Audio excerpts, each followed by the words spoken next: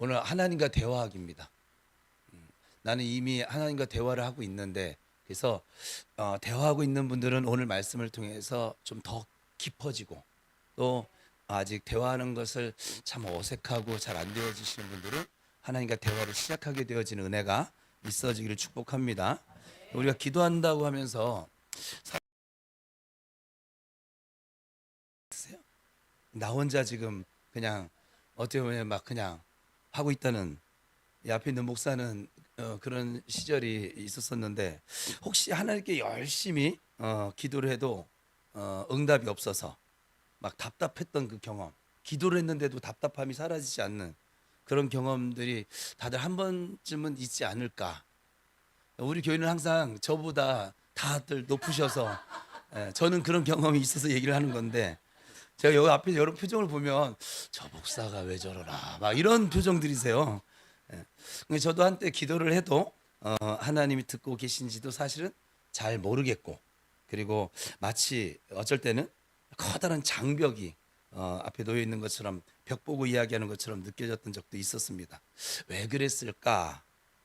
이거 이제 우리 대부분 교회를 오래 다녀도 이걸 모르는 사람들이 있더라고요. 모르는 어떤 비밀이 그 안에 있기 때문에 그래요. 기도의 비밀이.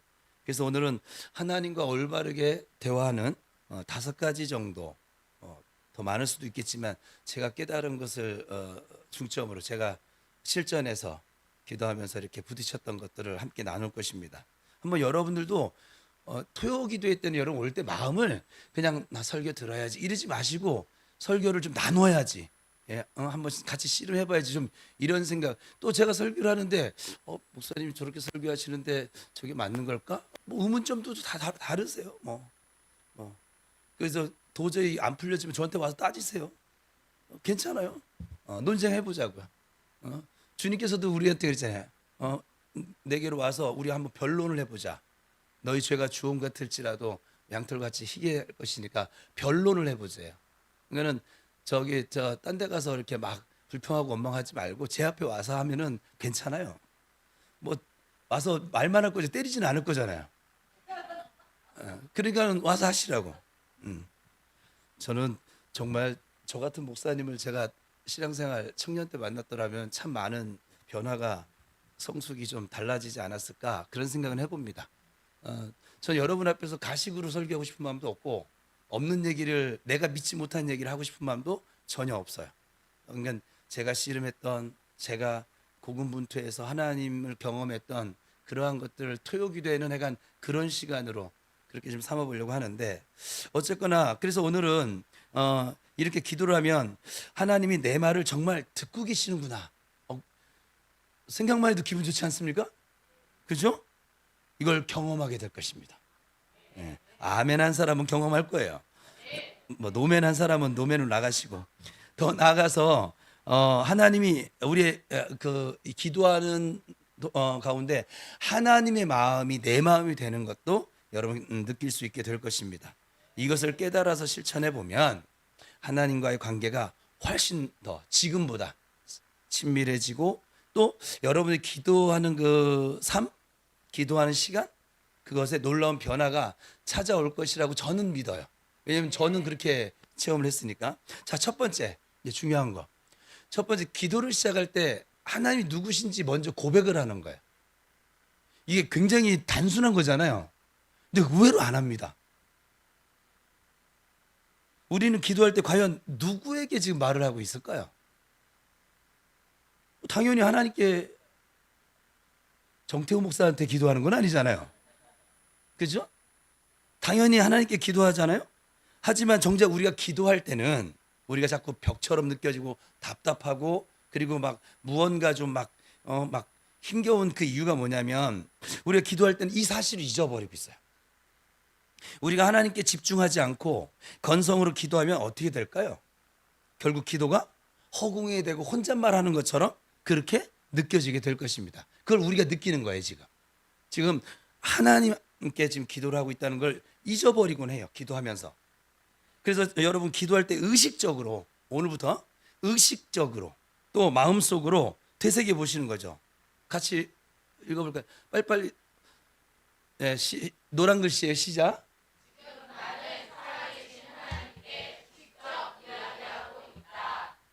저는 설교자로서 지금 이 시간 서 있는데 지금 나는 살아계신 하나님 앞에서 설교하고 있다. 설교자에게 이 의식이 굉장히 중요하거든요.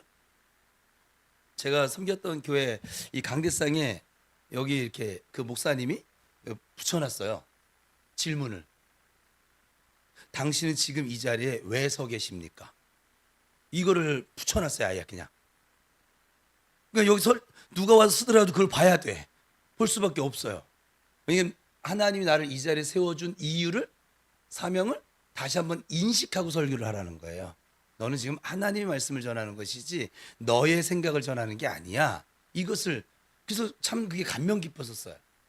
지금 나는 살아계신 하나님께, 여러분 기도할 때마다 그냥 기도 시간이니까, 예배 시간이니까 와서 그냥 기도하는 거지 뭐. 인도자가 기도하라니까 기도하는 거지. 그냥 막 기도하는 게 아니라 나는 지금 살아계신 하나님께 직접 말을 하고 있는 것이야. 이 인식이 우리 기도를 참 많이 바꿔놓습니다. 한번 해보세요. 오늘부터. 예수님도 여러분 제자들에게 기도를 가르치셨어요. 저는 성경 읽으면서 몇 가지 정말 큰 은혜가 되는 게 뭐냐면, 주님이 이렇게 설교하라도 없고 이렇게 헌신하라도 없고 그냥 다 없는데 이렇게 기도하라가 유일하게 있습니다. 그 표본을 보여준 게 그게 주기도문이잖아요. 우리 잘 그 주기도문에 여러분 기억하세요? 하나님은 어떻게 예수님 기도하라고 하셨는지? 첫 마디가 뭐예요? 하늘에 계신 우리 아버지요, 이름이 거룩히 여김을. 이렇게 시작이 되어집니다. 하늘에 계신 우리 아버지, 우리 시하면 나의 아버지. 이 아버지 하나님을 인식하는 것에서 기도가 시작이 되어진다고요. 기도를 시작할 때 하나님이 누구신지 먼저 고백하는 것이죠. 그래서 저도 이제 기도하기 전에 잠시 저는 마음을 좀 가다듬어요. 막 앉자마자 막 그냥 죽일 듯이 막 달려들고 방언을 기도 그렇게 하지 않고 있는데 저 가다듬습니다. 뭐라고 하냐면 사랑하는 나의 하나님 아버지. 이렇게 하나님 불러봐요. 그리고 성경 말씀 한 구절을 제가 처음 이제 말씀 기도를 처음 시작했던 게 뭐냐면 시편 18편 1절이었었거든요. 나의 힘이 되신 여호와여, 내가 주를 사랑합니다. 이 다윗의 고백이 저의 고백이 되어져서, 그래서 기도 생활을 이제 그렇게 시작되어졌는데, 하나님이 어떤 분이신지 생각을 하면서 기도를 시작하는 것이죠. 여러분 가만히 생각해보세요. 여러분 그렇게 기도 안 하고 있는 분들 이 자리에 계시다니까요. 기도가 어렵다고 기도가 어려운 게 아닌데. 여러분 하나님이 어떤 분인지 의식하면서 기도해 보시길 바랍니다. 그러면 내가 누구에게 말을 하고 있는지 분명히 알게 될 것이고, 전능하신 창조주 하나님께 내가 지금 이야기를 하고 있구나. 빈 공간에, 가상 공간에 말을 하고 있는 것이 아니라 내가 창조주 하나님께, 전능하신 하나님께 지금 나의 사정을 아뢰고 있구나. 이런 것을 얻게 될 것이고, 또 하나님이 나를 사랑하시는 나의 아버지라는 것도 실감이 되어집니다. 그리고 누구와 내가 대화를 하고 있는지 분명히 하면 기도의 집중도 사실은 잘 되어지고. 여러분 기도하다 집중 안 될 때가 있잖아요. 또 저만 그런 거죠. 또 해가 좋은 건 아멘인데 해가 뭐 안 좋은 건 그냥 목사님만 그런 거지 저는 안 그래요 막 이러시는데, 기도에 막 집중이 안 될 때가 있잖아요. 기도하고 있으면서 뭐 딴 생각이 들어오고 막 했다가 막 이럴 때가 있잖아요. 그 집중이 안 되는 이유도 무엇이냐면 하나님 누구와 대화를 하고 있는지 내가 지금 또 놓치고 있는 거야.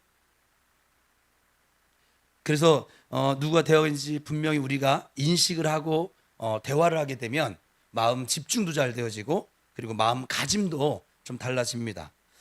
그러면 하나님 앞에 서 있다는 경외심도 생겨지게 됩니다.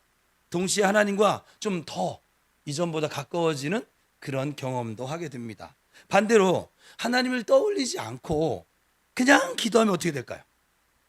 매우 산만해지고, 그리고 형식적으로 끝나버립니다. 막 기도를 엄청나게 한 것 같은데 겨우 3분 지났어, 5분 지났어. 그 이유는 뭐냐면 지금 하나님을 의식하지 않고 그렇게 기도하고 있기 때문에 그래요. 그리고 여러분 기도할 때마다 지금 나는 하나님과 대화 중이야, 이렇게 스스로 말해 보시기 바랍니다. 막 정신산란하고 막 집중이 안 되는, 난 지금 하나님과 대화 중이야, 그렇게 선포를 하는 것이죠. 하나님의 이름을 불러보세요. 또 그것도 그래도 잘 안 되시면 하나님께 찬양도 드려, 여러분이 이렇게 읊조릴 수 있는 찬양을 그렇게 한번 시작해 보세요. 하나님이 누구신지 기억하면서 우리가 기도하게 될 때 우리는 더 이상 우리가 하는 기도가 혼잣말이 아니라 살아계신 주님과의 실제 대화임을 경험하게 될 줄로 믿습니다. 그래서 첫 번째 이렇게 기도의 시작점을 바꿔주는 거예요. 하나님과 친밀하게 대화하는 것은 하지만 이것으로는 충분치가 않죠. 여기 계신 분들 수준은 뭐 토요 기도는 뭐 1시간씩 기도하는데 이제 이 수준은 아니에요. 그래도 시작점을 분명히 하는 것이 참 좋겠다. 저도 지금도 아직도 기도를 할 때 이게 이렇게 막 전신산만하게 다가올 때가 있어요. 그러면 전 또 기본으로 돌아갑니다. 두 번째, 기도할 땐 내가 하나님의 자녀임을 항상 기억하며 기도하는 거예요. 이게 매우 중요해요. 여러분들이 죄를 짓고 왔어. 회개 기도할 때도 이 의식이 매우 중요해요. 이 의식이 없으면 하나님 무서워요. 그래서 기도 자리를 못 오는 거예요. 꼭 야단 맞을 것 같고 벌 받을 것 같고 막. 그래서 그래. 하나님의 자녀임을 항상 기억하며 기도하시길 바랍니다. 즉 하나님과의 관계에서 내 위치를 아는 거예요. 무슨 말일까요? 우린 사실 누구를 상대하느냐에 따라서 우리의 그 대화하는 태도가 달라져요. 그거 아세요? 여러분 직장 상사와 대화할 때를 여러분이 좀 이게 격식을 갖춰야 되는 그 사람과 대화할 때를 한번 생각해 보세요. 어떻습니까? 자, 그래요? 또 다음은 여러분이 너무 편한 친구, 막 속옷까지는 아니어도 파자마 차림으로도 이렇게 대화를 할 수 있는 친구를 또 한번 떠올려 보세요. 어떠세요? 이 두 가지 경우. 여러분 대화하는 여러분의 모습이 같아요, 달라요? 매우 다르죠. 나의 말투나 마음가짐이 완전히 다릅니다. 마찬가지로 우리가 기도할 때도 하나님과 나와의 관계를 알고 있어야 그래야 합니다. 그래야 올바르게 대화를 할 수가 있는 것이죠. 성경은 우리가 하나님을 아버지라고 부를 특권을 받았다고 말씀하고 있어요. 예수를 믿는 우리는 이제 하나님의 자녀입니다. 그러니까 하나님과 더 이상 남남이 아니라는 사실이죠. 하나님은 더 이상 우리를 엄격하게 심판하시는 분이 아닙니다.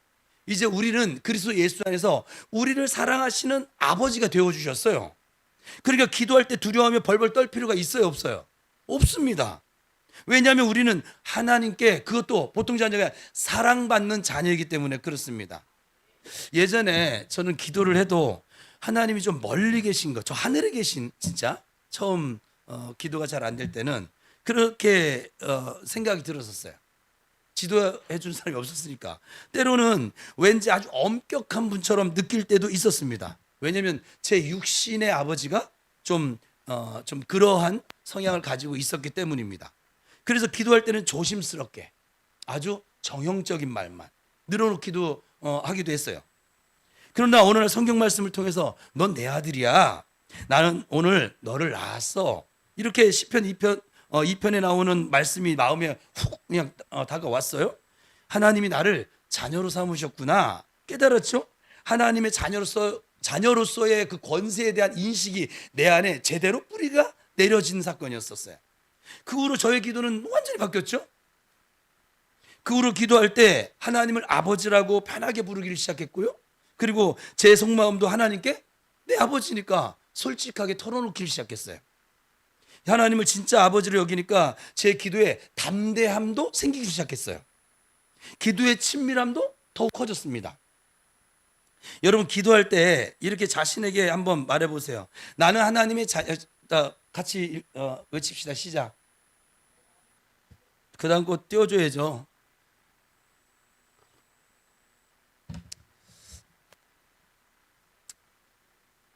하여간 방송반이 은혜가 있어야 돼요. 그죠? 예, 궁합이 뭘 맞아야 되는데 그냥 할게요. 제가 따라합시다. 나는 하나님의 자녀야. 하나님은 내 아버지야. 자, 그러면 하나님께 훨씬 더 친근하게 다가갈 수 있어요. 아이가 아빠에게 막 떼를 쓰기도 하고 속마음도 막 다 털어놓지 않습니까? 우리도 하나님께 그렇게 해보자는 거예요. 하나님 우리의 부족한 모습까지 다 받아주시거든요. 자녀가 부모에게 울며 매달리면 부모는 품에 안아서 이 아이를, 우는 아이를 달래줍니다. 마찬가지로 하나님도 우리가 솔직한 기도를 하면 기쁘게 들어주십니다. 그리고 여러분 잊지 마세요. 하나님은 언제나 우리에게 좋은 아버지십니다. 이걸 잊지 마세요.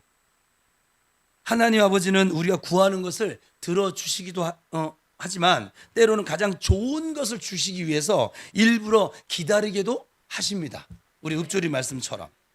이건 마치 부모가 조금 충치가 걱정되어서 아이가 사탕을 달라는데 당장 사탕을 주지 않는 것과 같은 이치가 될 것입니다. 어제 우리 저 전도한 친구가 왔어요.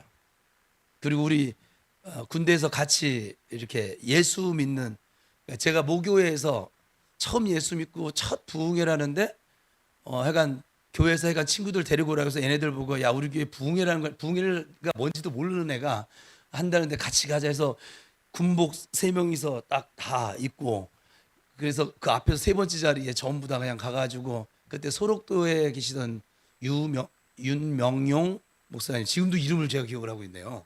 첫 붕이었었는데 그때 약간 말씀을 잘 모르겠어요. 그분이 코도 없고 귀도 없고 소록도에서 흰센병 앓으셨던 목사님이신데, 이 두 분은 기억할런지 모르겠지만 기억나겠습니까? 그죠?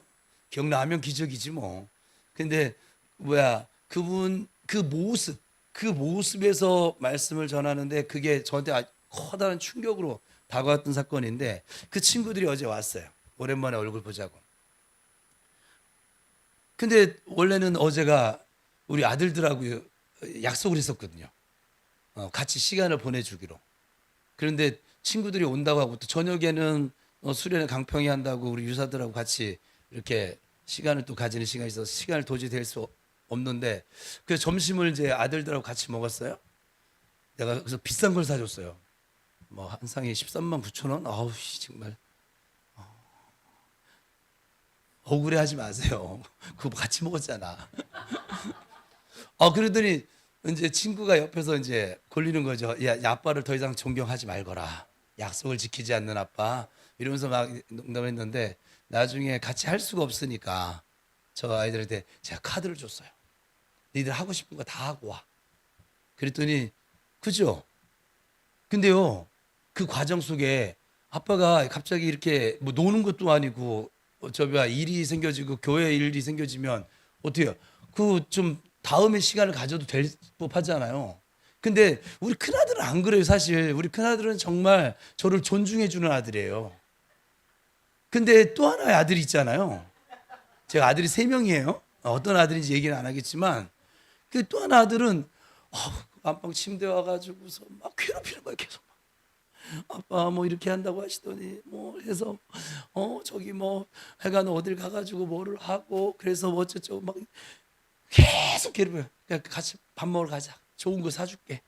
1인당 4만 5천 원짜리 밥을 사달라고, 저 조개구이 뭐 무한의 필지 가자고. 얘 학생이가 이거 얼마나 이 간이 보이는지, 아빠도 못 사 먹는 거를 그냥 잘 사 먹어요. 그래서 그걸 못 해줘가지고서는 이제 카드를 줘서 보냈어요. 제가 이 아이한테 카드를 줘야 될 의무가 있습니까? 내가 이 아이한테 빚을 졌습니까? 뭐 빚을 빌려주는 사람이 나한테 와서 달라는 식의 막 그런 얘기예요, 막 그냥. 그래서 채화이가 왜 저럴까? 왜 그럴까요? 아들이라서 그래요. 아들이라서. 다른 이유는 아무것도 없어요. 저 아이가 내 아들이 아니었으면 전 카드를 주지 않았을 거예요. 그리고 얘 왜 이래? 아마 이렇게 여겼을 거예요.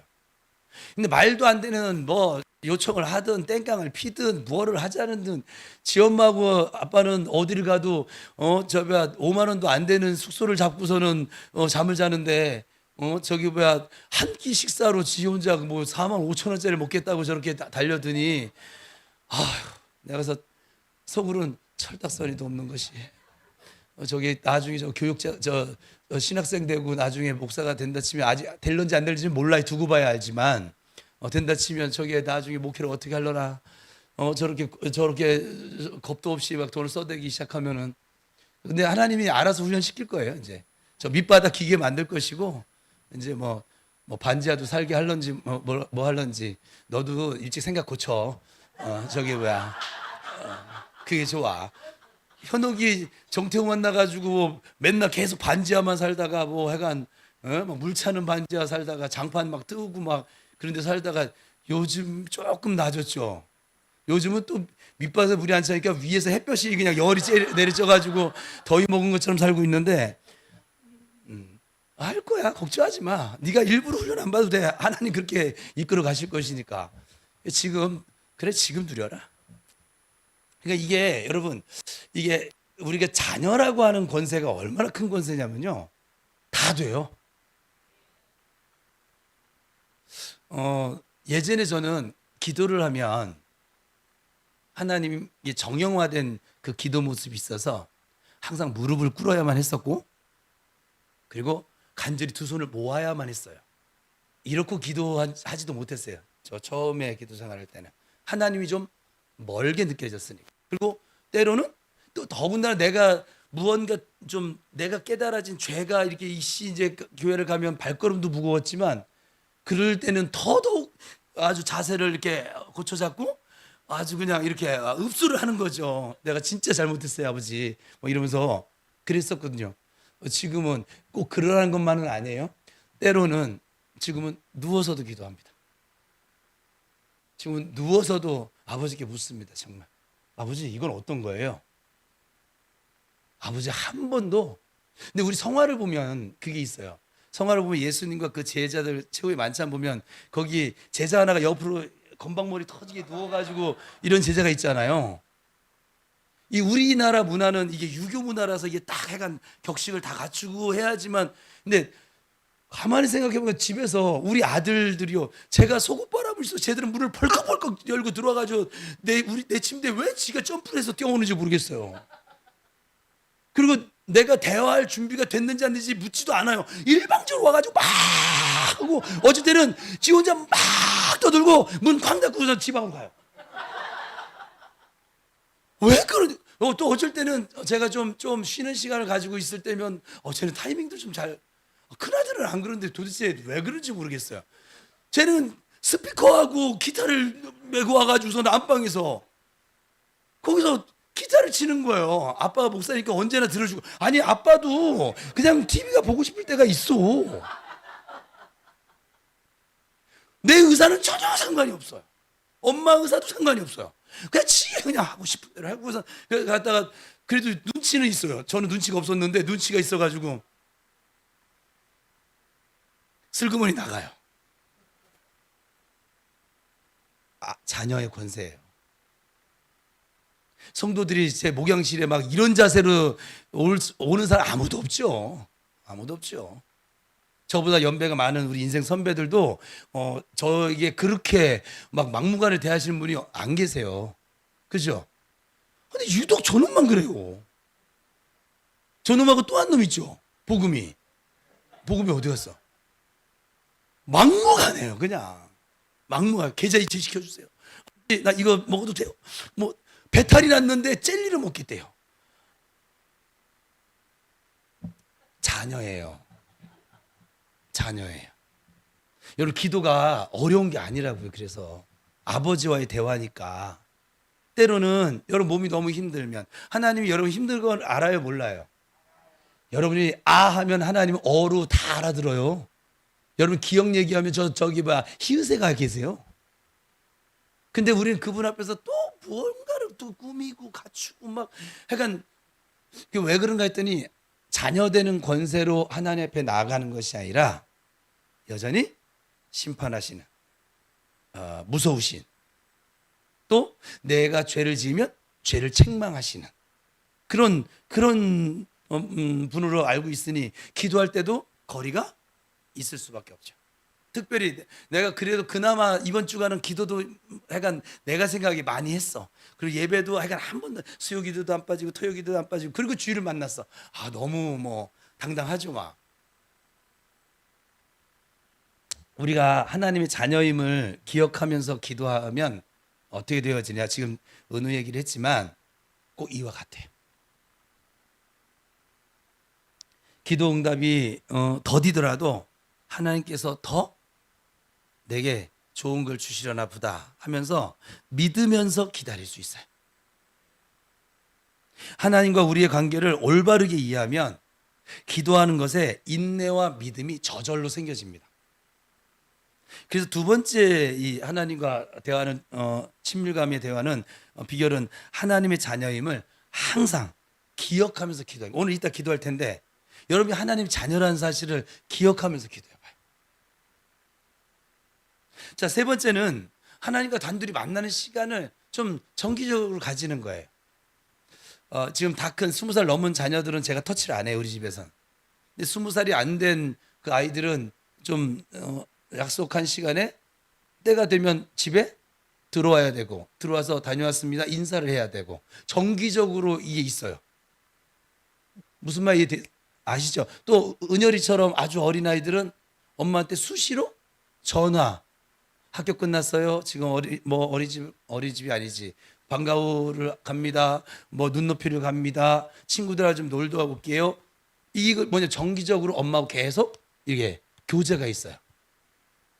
뭐 큰 애들은 뭐 지들이 알아서 뭐 나가서 안 들어오긴 하는데, 그러니까 상관없어요. 근데 이 어린 아이들은 어때요? 정기적으로 엄마 아빠와 교제하는 시간, 식사하는 시간, 함께 뭐 잠자는 시간. 그러니까는 저는 은열이를 매일 저녁 10시 반이면 지가 아무리 게임을 하든 뭐 컴퓨터를 하든 뭘 하더라도 10시 반이 되어지면 안방으로 와요. 와서 그냥 지금 안방에서 같이 자고 있는데 거실에 에어컨을 안 틀어주니까 그래서 안방에서 자요. 같이 지금 자고 있는데, 그러니까 이 아이를 어제는 갑자기 이 설교 준비한 것도 생각이 나고 해서 애가 그냥 요 제 옆에서 엎드려서 자길래 머리에다가 손을 얹어놓고 축복을 해줬어요. 그러면 아버지가 자녀를 축복하는데, 야, 아버지가 지금 너에게 축복하니까 무릎 꿇어. 두 손 모으고 눈 감아. 머리는 45도로 좀 숙이고. 그리고 축복해 줍니까? 그렇지 않아요. 그러니까 여러분, 우리는 하나님을 너무 뭐라고 할까? 우리 스스로가 굉장히 거리감을 두고 그 하나님께 나아가니 기도가 재미없어요. 그게 재미없는 거예요. 여러분, 하나님 자녀임을 항상 기억하며 기도하시길 축복합니다. 옆 사람 축복할까요? 넌 누가 뭐래도 하나님의 자녀야. 시작.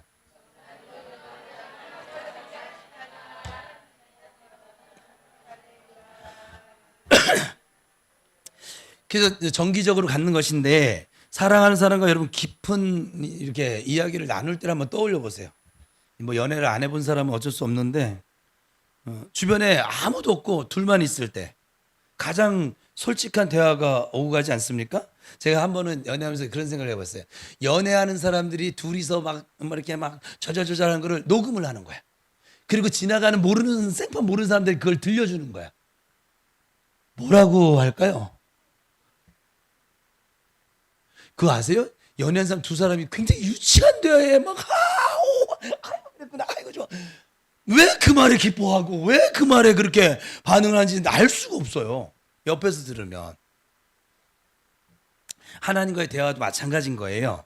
여러 사람 앞에서 드리는 어떤 이렇게 공개 기도, 또 예배 중에 대표 기도, 그것도 중요해요.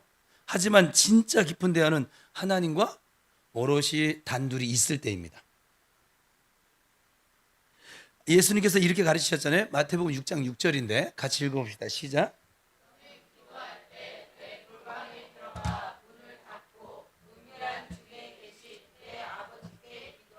그래서 예수님 자신도 새벽마다 한적한 곳으로 가셔서 홀로 기도하시곤 했어요.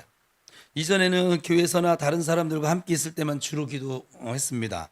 그러다 보니 제가 사람들의 시선이 의식이 되기도 하고 또 마음이 정말 산만해지. 어쩔 때는 기도를 하면서 내가 무슨 기도를 하고 있지 이걸 모를 때도 있었어요. 여러분들은 거룩하니까. 그런데 저는 내가 그랬다 이 말이에요. 그러던 중 제가 이제 마음을 먹었죠. 나도 하나님과 좀 1대1로 만나봐야겠다.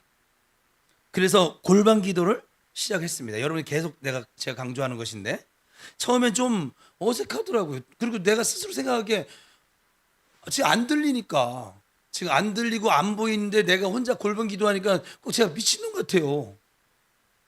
제가 차를 탔는데, 운전하는 차를 탔는데 차를 타면서 성령님 안녕하세요 하고서 혼자 성령님 뭐 좋아하세요? 저는 김치찌개 좋아하는데 막 그냥 혼자 막 하는 거예요. 모노드라마 찍는 것처럼. 처음에 정말 너무 집에 들어갔을 때도 이제 집에 들어가 주서는 제 방문 열고 들어서 성령님 안녕하세요. 저 오늘 잘 생활하고 돌아왔어요. 정말 한동안 이랬거든요. 여러분 그래 본 적이 없으시죠? 진짜 안 느껴져요. 안 느껴지는 나 혼자 계속 그러고 다니는 거예요. 그냥 계속 막 그러던 그게 이제 처음 시작이었었는데 어색하고 그리고 잘 안 되어져요.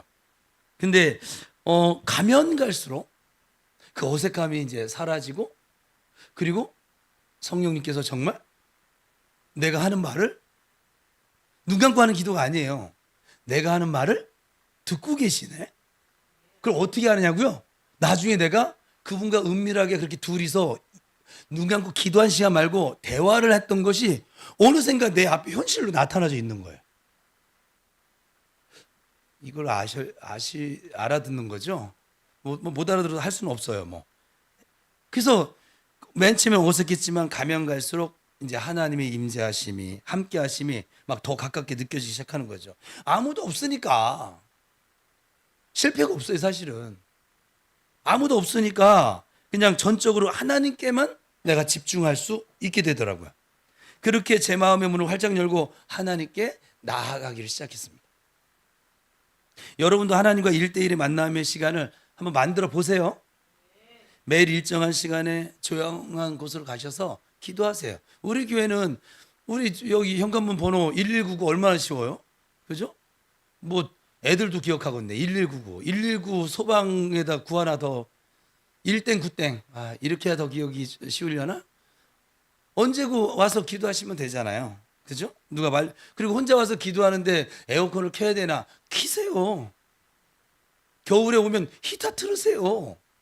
전기세 저 뭐라고 안 할 테니까 더우면 저는 전기세보다 여러분들이 아버지께 나와서 기도하는 게 훨씬 더 가치 있다고 봅니다. 교회는 만민이 와서 하나님께 와서 기도하는 집이잖아요. 저 전기세 아끼지 않을 거니까 여러분 집에서는 아끼세요. 여기서 너무 더우면 일부러 은행 가는 것처럼 은행 가서는 기도하기 어렵잖아요. 여기 와서 저거 틀고 선풍기도 틀고 그리고 기도하세요.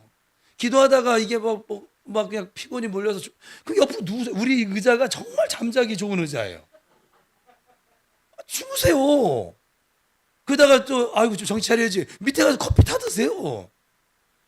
뭐 혈관 좀 안 좋아지면 되는 것이고 뭐 당뇨병 조금 뭐 가까워지면 되는 것이지 드셔도 돼요. 저도 오늘 한 잔 마셨어요 지금. 그러니까는 그냥 와서 이렇게 기도하시면 된다 이 말이에요. 만들어 보시기 바랍니다. 그래서 여러분이 다른 환경에 방해받지 않는 곳 또 방해받지 않는 그 시간이 좋을 것입니다. 그곳에서 기도가 이게 막 집중이 너무 잘 안 된다. 아무리 노력해도. 근데 성경 읽으세요. 왜 이렇게 기도가 안 되지? 스트레스 받지 마요. 이 아이가 와가지고 아빠 해놓고서는 뭐 말을 했는데 이게 생각이 안 날 때가 있잖아 사람이. 스트레스 받지 마요. 나중에 생각날 때 얘기하면 되지. 아빠 어디 안 도망가. 이해 되세요? 그러면 지방으로 돌아가서 또 뭐 교과서를 보든 뭐 쇼츠를 보든 뭐 유튜브를 보든 기타를 치든 하다가 이제 생각날 때가 있어요. 그때 와서 아빠 나 생각났어요 하고 얘기하면 되잖아요. 여러분 기도할 때 스트레스 받지 마요. 하나님이 왜 너 혼자 생쇼를 하고 있냐? 내가 언제 지금 너한테 지금 그렇게 그냥 막 하라고 했니? 편하게 하세요. 여러분 저한테 와서 편하게 말씀하시는 것처럼 편하게 말씀하시면 돼요. 말할 것이 생각이 안 나면 가만히 계세요 그냥. 토요기도에는 그래도 목사님이 안수해 주는 시간이 있으니까 안수만 받고 가야지 오늘은. 그럼 안수 받고 가세요. 안 때려요. 누가 뭘 하지 않아요. 눈치 보지 마세요. 내 아버지와 대화하는 시간인데 왜 남의 눈치 봅니까? 그래요, 안 그래요? 여러분 연애할 때 옆에 있는 사람 눈치 보면서 연애했습니까? 저는 눈치를 안 봐가지고 야단도 맞고 막 하긴 했지만 하나님과 연애하는데 눈치 보지 마세요. 마음 주어지는 대로 가장 좋은 건 그래서 골방의 시간을 갖는 것이 그 골방의 시간이 깊어지면 깊어질수록 우리 같이 모여서 통성 기도할 땐 여러분 훨씬 자유해집니다. 그래서 하나님의 음성에 귀를 기울이는 시간을 가져보시기 바랍니다. 그리고 마음속에 있는 모든 이야기를 가감 없이 다 말씀드리세요. 제가 우리 교회에서는 척하지 말라고 그랬어요. 제가 이제 목회 한 30년 가까이 하니까 제일 나쁜 신앙이 뭘까? 죄 짓는 거? 아니요. 언제 죄 안 졌습니까? 은서는 죄 안 지며 산 적이 있니? 여기 저기 신학교 원수 될 놈, 너는 죄 안 지며 산 적이 있어? 언제나 죄를 졌어요. 뭐 새삼스럽게 뭐 안 진 적이 있었던 것처럼 그렇게 하지 말고 그냥 척하지 말고. 제가 목회를 하다 보니까 척하는 사람이 제일 발전이 없어요. 그 거짓에 치우쳐져 가지고 그냥 더 이상 발전이 없어요. 그리고 이 거짓에 이 척하는 사람들은 하나님을 의식하는 게 아니라 사람을 의식하더라고. 그러니까 그 신앙은 하나님께 되어 있는데 하나님을 의식하지 않고 사람을 의식하니 발전이 있을까요, 없을까요? 없어요. 더 율법적으로 되어지고, 그리고 자기 스스로도 자유가 없어요. 자기 스스로 정죄를 하고 기쁨도 없어요. 그래서 사람들의 평가가 중요하고. 그러지 마세요, 여러분. 여러분 누구한테 기도하는 겁니까? 다시 처음으로 돌아가면 하나님께 기도하는 겁니다. 여러분 누구의 자녀입니까? 하나님의 자녀입니다. 목사의 자녀 아니라고요. 옆에 집사님, 권사님 자녀 아니라고요. 우리는 하나님의 자녀라고요. 그럼 하나님을 의식하고 해야 되는데 왜 자꾸 사람 의식하고. 교회 생활도 누가 잘하는지 아십니까? 하나님 의식하는 사람이에요. 하나님 눈치 보는 사람. 목사 눈치 보는 사람은 별로 신앙생활 그렇게 잘하는 사람은 아닌 것 같아요. 제가 볼 때. 우리 교회에서 저 눈치 볼 필요 없어요. 저는 제가 옆에서 여러분의 형제로서 여러분이 하나님께 그냥 진솔되게 나가는 모습만 봐도 저는 기쁜 사람이에요. 저한테 막 그냥 엄청나게 뭐 목사 대우를 그거 안 하셔도 돼요. 근데 또 하나님과 가까워지면 제가 굉장히 지혜롭잖아요. 여러분들이 하나님과 가까워지면 나한테 잘하더라고. 왜냐면 하나님 세우신 종이니까 하나님 잘해주라고 하시나 봐. 그건 안 물어봤는데 이따 물어봐야겠다. 응? 잘하더라고요. 하나님과 거리가 가까워. 누가 저한테 막 덤비고 막 그냥 불평하고 하냐면 하나님과 이미 멀어져 있어요. 그 사람. 옆 사람 다시 축복하자. 하나님과 가까이 지내자. 시작.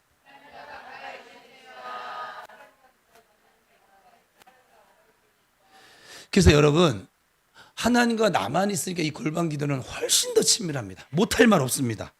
남 앞에서 기도할 때보다 집중도 잘 되어지고, 그리고 있는 그대로 솔직해질 수 있습니다. 연인들도 단둘이 있을 때 서로에게 더 집중하잖아요. 그죠? 하나님과의 교제도 마찬가지인 거죠. 하나님과 단둘이 만나는 시간을 꾸준히 가지시면 하나님을 더 깊이 알게 되실 것입니다. 하나님의 음성에도 더욱 귀를 기울이기가 쉬워집니다. 세 번째 비결은 하나님과 단둘이 교제하는 시간을 정기적으로 갖는 것이었습니다. 혹시 아직 그런 시간을 가져본 적이 없으시다면 이번 기회에 한번 오늘 말씀을 통해서 가져보시기를 축복합니다. 처음에는 분명 어색할 겁니다. 하지만 갈수록 하나님과 훨씬 가까워진 자신을 발견하게 될 것입니다. 이건 제가 예언할 수 있어요. 네 번째, 기도할 때 하나님 앞에서 마음의 무장을 해제하는 거예요. 경직된 마음으로 나가는 것이 아니라 쉽게 말해서 하나님 앞에서 솔직해지는 거예요. 친한 친구끼리 진심을 나누려면 가식 없이 솔직해져야 돼. 솔직한 말이 이제 오가면 친구가 되는 거예요. 그죠?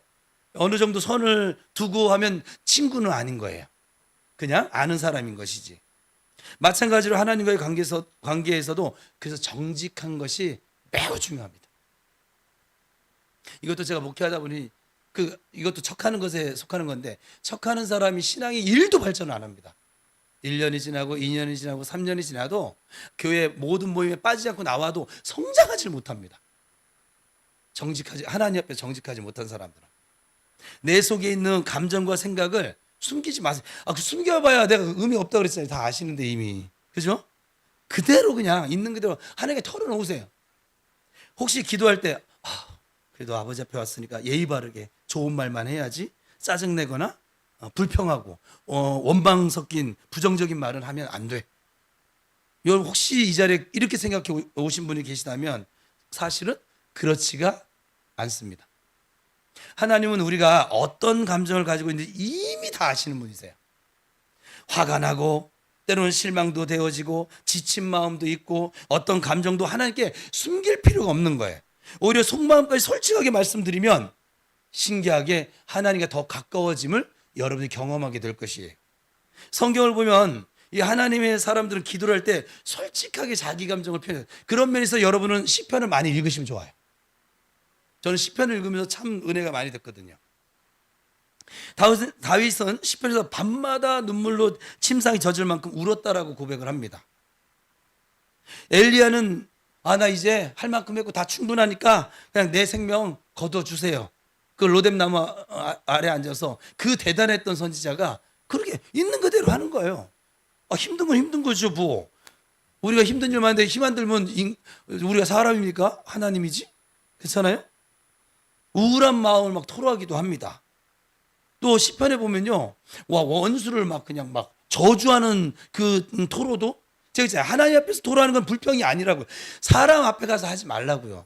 하나님 앞에 가서 그냥 있는 모습 다 하셔도 돼요. 아버지, 나 진짜 오늘 저 아들들 때문에 제가 힘들어요. 왜 이렇게 저 아들 저한테 주셔가지고 이렇게 기도한 적은 없어요.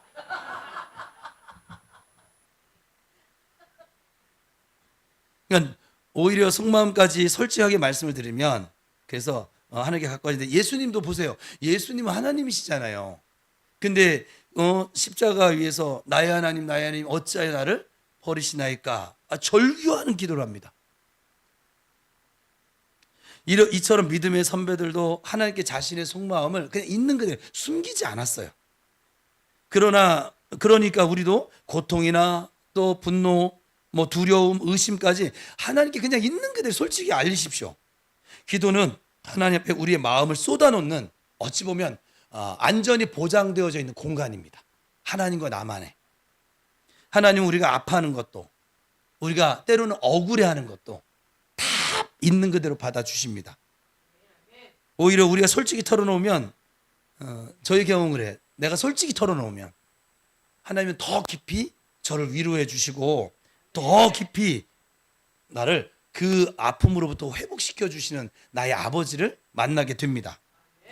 저도 예전에 아무리 힘들어도 기도할 때는 그냥 괜찮은 척 했거든요. 그래도 교육자인데 목회자인데 괜찮은 척 해야지. 내가 성도들 앞에서 자꾸 아픈 척하고 힘든 척하고 그러면 그게 목회가 되겠습니까? 그죠? 그래서 괜찮은 척 했는데 그리고 입술로는 감사합니다. 감사하지 않거든요. 때로는. 여러분 범사가 다 감사하죠? 범사 감사하지 않으세요? 또 이분 또 이렇게 솔직하시지? 그래서 입술로만 성도들 앞에서 감사합니다, 감사합니다 반복한 적도 있어요. 사실 속에서는 막 복장이 터지고 지치고 속상하고 막 다리 찢어지고 막 이랬었거든요. 그런데 왠지 그런 부정적인 감정은 기도하면 안 될 것 같았거든요. 그때 당시에는. 그럴 때 있잖아요. 그러다 결국 어느 날 기도하다가 막 꾹 참았던 울음을 터뜨렸어요. 제가 혼자 골방 가면 잘 울어요. 왜냐면 그동안 이제 쌓였고 참았던 걸 그때 다 터뜨리는 거니까 그냥 울어요. 그냥 어떨 때는 아무 말 없이 울어요. 아무 말 없이 우는데도 위로가 돼요. 하나님이 내 마음을 이미 만지시는 거예요. 그게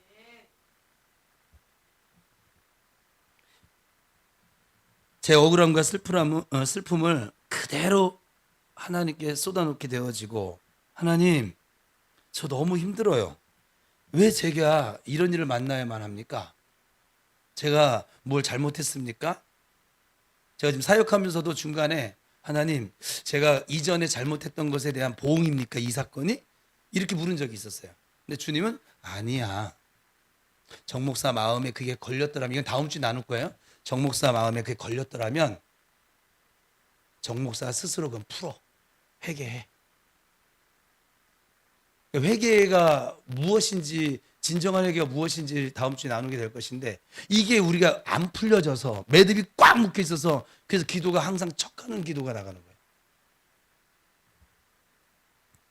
그럴 때 놀랍게도 하나님은 저의 마음을 가볍게 만들어 주시고 또 제 마음을 만져 주시는 것이지요. 그 이후로 제가 기도할 때 이제 기쁜 마음뿐만 아니라 내 안에 발생되어진 부정적인 감정도 솔직하게 하나님께 가져가기를 시작했어요. 있는 모습 그대로 나갔고 기도했어요. 이게 처음 이거 할 때는 전 다른 사람 저주하는 기도도 했습니다. 사실은. 너무 싫거든요. 얼굴도 쳐다보기 싫은 거예요. 여러분도 그럴 때가 없죠. 예.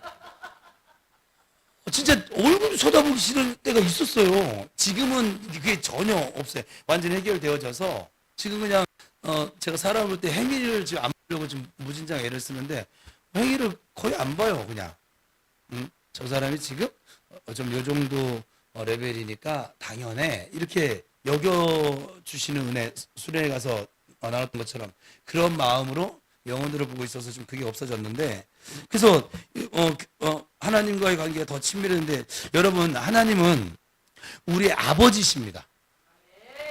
그것도 좋은 아버지십니다.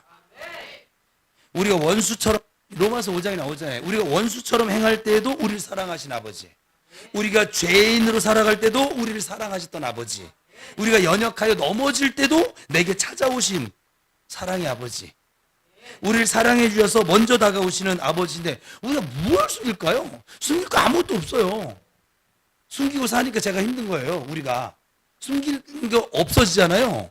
죄로부터 완전한 해방과 자유를 경험하잖아요. 그럼 여러분 표정도 달라질 건데, 기도가 달라질 것이고 예배가 달라질 것이고 헌신이 달라질 것이고, 아이가 아버지 앞에서 울면서 때를 쓰면 부모가 어쩔 때는 너무 애가 때를 쓰면 받아주잖아요. 일단은 막 숨 넘어가도록 하는 애들이 있잖아요. 막 마찬가지로 하나님 아버지도 우리의 모든 모습을 받아주시고 더 나아가서 사랑으로 우리를 안아주시는 우리 아버지인 줄 믿으시기를 바랍니다.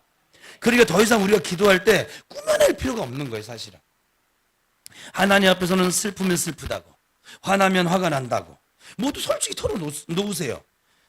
네 번째 비결은 하나님과의 대화에서 가식과 방화목을 내려놓는 거예요. 있는 모습 그대로 하나님께 우리가 나아가면 우리의 기도가 훨씬 더 깊어집니다. 하나님과 마음이, 내 마음이 통하게 되는 시간을 만나게 될 것입니다. 이제 마지막이에요. 다섯 번째인데, 기도할 때 하나님의 음성을 듣는 시간을 가지는 거예요. 대화는 쌍방향이잖아요. 근데 기도할 때 일방적으로 말만 하고 끝내버릴 때가 너무 많아요. 우리가 하나님의 말씀을 듣지 않으면 그건 대화가 아니라 그건 독백이 되고 맙니다. 그죠? 어느 목사님이 그러더라고요. 전화가 왔대요. 전화가 와가지고서는 그분이 이제 막 전화하자마자 목사님 하고서는 목사님 한번 부르고 1시간 동안 그냥 자기 얘기를 그냥 계속 하더래요. 막. 그래서 목사님 안녕히 계세요? 그래서 목사님 뭐야? 이건 대화가 아니죠. 우리가 기도 중에 하나님께 귀 기울이는 시간은 의외로 많은 분들이 놓치며 그렇게 하고 있습니다. 기도가 끝나자마자 아멘 하고 바로 일어나시는 분도 계시고, 아니면 다른 일을 그냥 해버리곤 하시지요.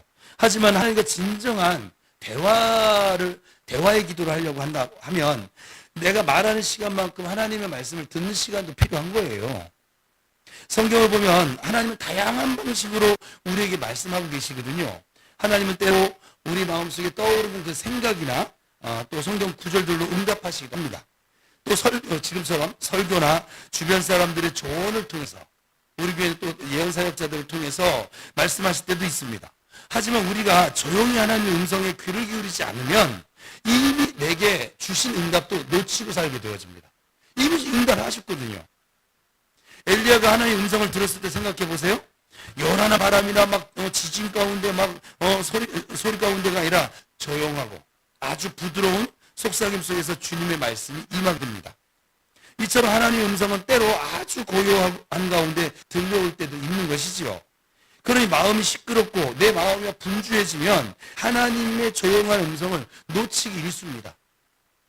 사람마다 하나님의 음성을 듣는 방식이 조금씩 다를 수 있어요. 이거는 어떻게 여러 케이스가 있으니까, 어떤 분은 기도 중에 성경 말씀 한 구절이 막 강하게 떠올라서 하나님의 응답임을 느낍니다. 어떤 분은 기도할 때 마음의 평안이나 확신이 찾아오는 방식으로 하나님의 인도하심을 경험하게 됩니다. 또 어떤 분은 예배나 설교 시간에 지금 하나님이 목사님의 입술을 통해서 내게 말씀하고 계시는구나 하고 깨달을 때도 있습니다. 방법은 다양해도 한 가지 분명한 사실이 있어요. 하나님은 지금도 오늘 이 시간도 지금 나에게 우리에게 말씀하고 계시다는 거예요. 저도 예전에 기도 시간에 막 제 이야기만 잔뜩 쏟아내고 막 끝내기 일쑤였거든요. 간절히 청하고 그리고 예수님의 이름으로 기도합니다. 아멘. 바로 일어나곤 했었습니다. 그러니까 하나님의 응답이 막 잘 느껴지지 않는 거죠. 그러니까 답답한 거예요. 그러다가 오늘부터는 기도 끝에 잠시 내 입술을 다물고 그리고 조용히 기다려보기를 시작했어요. 하나님, 이제 제게 말씀해 주세요. 단 몇 분간 조용히 침묵했어요. 그때 마음속에 성경 구절 하나를 떠오르게 하시기도 하고 또 문제에 대한 새로운 평안과 깨달음이 생기는 것을 경험하기도 하게 됩니다. 알고 보니 하나님께서 이미 제 기도에 응답하고 계셨던 것이지요. 그런데 제가 바빠서 들을 틈도 없이 일방적으로 기도를 끝내버렸던 것이에요. 이번에 수련회 다녀왔어요. 수련회 제가 돌아보니까 하나님 우리가 이미 기도회를 시작하게 하실 때 하나님 이미 응답의 선물을 들고 계셨어요. 우리가 거기서의 은혜를 그래서 충만히 누릴 수가 있었던 거예요. 근데 이걸 하나님과 대화하지 않은 사람은 그냥 뭐 수련회지 뭐. 근데 정말 하나님께 진심으로 솔직하게 기도했던 사람들은 모두 느끼는 거예요. 아, 하나님이 우리의 기도에 지금 응답으로 역사하신 수련회였구나. 그래서 내가 이렇게 은혜가 되어졌구나. 그래서 내가 즐거워졌구나. 내 속이 시원해졌구나. 그걸 느끼게 되는 거예요. 하나님은 오늘도 여러분 기도할 거잖아요. 나 기도 안 할래요. 가셔도 돼요. 네. 기도 안 할 건데 여기 뭐하러 앉아 있어요? 그죠? 기도하실 거잖아요. 여러분의 기도에 하나님은 이미 응답을 들고 계십니다. 그래서 하나님이 여러분들이 그것을 구하게 만드십니다. 여러분 구한 여러분에게 하나님 응답을 주실 거예요. 근데 예수님의 이름으로 기도합니다. 아멘. 안녕히 계세요. 내일 만나요? 그러면 응답이 주어졌는데도 불구하고 알아요, 몰라요? 모르는 거예요. 이게 우리 기도의 이제 모습의 하나일 수 있는데 여러분도 기도에 잠깐이라도 침묵의 시간을 하나님 앞에서 가져보시길 바랍니다. 억지로 환청을 들으려고 노력하지 않으셔도 돼요. 억지로 환상을 보려고 노력하지 않으셔도 돼요. 다만 조용히 주님, 기도하는 저에게, 아버지를 찾는 저에게 지금 말씀해 주세요 하고 기다려 보세요. 기도 중에 때로는 성경 말씀 읽고, 저는 이 경우가 많죠. 이 안에 지금 성경이 많이 들어있으니까 주님이 거의 설교도 마찬가지고, 그러니까 지금 다음 주 설교 준비는 안 됐는데 조금 이 기도회 시작하기 전에 아버지께, 아버지 오늘 특별히 뭐 하실 거 있으세요? 아니, 준비한 대로 해. 근데 하나님과 대화하니까 다음 주에는 우리 수련회가 생각나서 성령님과 대화하는 삶에 대해서 시리즈처럼 그렇게 나누면 어떨까요? 그렇게 해. 하나님 주신 마음이었던 거야. 그래서 성경 말씀을 기도 중에 읽게 하실 때도 있고 하나님 어떤 마음을 주시는지 집중해 보시길 바랍니다. 하나님은 우리의 조그마한 노력에도 반드시 응답해 주십니다. 우리가 듣고자 귀를 기울이면 하나님께서 때에 맞게 말씀을 주실 것입니다. 다섯 번째 비결은 기도할 때 하나님의 음성에 귀를 기울이는 것이었어요. 하나님은 때로 우리의 기도와 다른 방법으로 응답하시기도 합니다. 우리가 잠잠히 귀를 기울이면 하나님의 뜻을 깨달을 수 있습니다. 누구든지. 그럼 실망이나 배신감 대신 오히려 더 큰 믿음과 평안을 얻게 될 줄로 믿습니다. 오늘은 대부분 사람들이 기도하면서 간과하는, 하나님과 올바르게 좀 대화하는 그 방법에 대해서 제가 경험한 것들 위주로 몇 가지 나눴어요. 다 안 하셔도 돼요. 그래도 이제 성령님께서 여러분 기도할 때 생각나게 해주실 거예요. 생각나게 해주시거든. 하나님 아버지, 하나님 앞에서 내가 말하고 있음을 기억하고, 또 하나님의 자녀인 것을, 저 아버지의 아들이에요. 저는 오늘도 조금 아까 그랬는데 저 아버지의 아들이에요.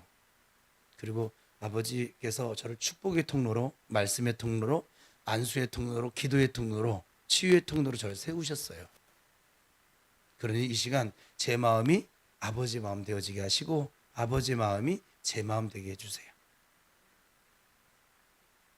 그러니까 이 의식이 분명하니까 허공에다 대고 기도할 수 있는 방법은 사실 없는 것이죠. 지금 내 앞에 계시니까.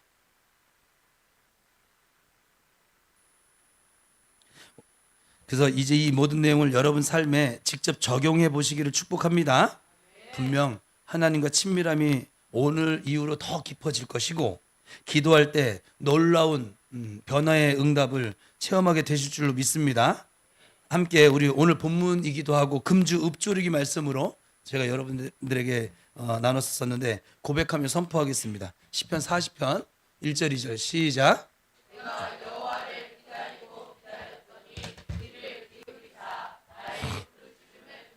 자, 다시 한번 1절 합니다. 여호와를 기다리고 기다렸더니 귀를 기울이사 나의 부르짖음을 들으셨도다. 이게 다윗이 경험한 걸 지금 고백한 거예요. 여러분들의 고백이 되기를 축복합니다. 주님이 음성 들려줄 거예요. 기다리고 기다려 보세요. 그러면 하나님이 내 부르짖음에 어떻게 응답하시는 나의 아버지인지 경험하게 될 줄로 믿습니다. 이제 그 다음에는 다윗에게 이제 응답하신 하나님의 모습이에요. 시작. 나를 기가 막힐 웅덩이와 수렁에서 끌어올리시고 내 발을 반석 위에 두사 내 걸음을 견고하게 하셨도다. 사실은 읍조리기 말씀을 이 1, 2절 같이 가야 되는데 너무 길어서 아직 여러분들이 너무 길어서 근데 너무 길어도 2절까지 여러분 한번 이번 주에 2절까지 2절을 할 거예요. 2절 할 건데 나를 기가 막힐 웅덩이와 수렁에서 나를 끌어올리시는 주님을 만나실 수 있기를 축복합니다. 또 우리의 이 연약한 발을 반석 예수 그리스도의 하나님의 은혜 위에 말씀 위에 두사 우리의 이 신앙의 걸음을 견고케 하시는 주님 만나시길 축복합니다. 그러니까 이 가운데 하나만 여러분 말씀으로 만나면 돼요. 저거 다 암송 안 하셔도 돼요. 아셨죠? 근데 제일 처음에 뭐예요? 여호와를 기다리고 기다렸더니 이 말씀의 핵심은 그거예요. 기다리는 사람이 듣습니다. 만납니다. 응답되어집니다. 견고해질 것이고 끌어올려 주시는 여러분의 아버지를 경험하게 될 줄로 믿습니다. 꼭 그렇게 될 줄 믿습니다. 함께 기도하겠습니다. 이은님 집사님이 지금 3차 지난 수요일 날 3차 항암 치료를 했는데 우리 장 목사님 표현대로 하면 3차가 제일 힘들다라고 했던 것 같아요. 지금 왔네요. 입에 쓴맛 때문에 음식을 전혀 섭취를 할 수가 없어서 음식을 섭취해 싸우는데 섭취할 수가 없어서 그리고 또 그러다 보니까 머리에서 이제 공명이라고 하나 머리에서 이렇게 이명처럼 소리가 지금 나기 시작했다고 기도를 부탁하는 전문이 왔는데 함께 기도해 주시기 바랍니다. 네, 가장 지금 어려운 시간을 사실은 제가 옆에서 보니까 암 수술이 문제가 아니라 암 수술 끝난 뒤에 항암 치료가 힘든 거더라고요.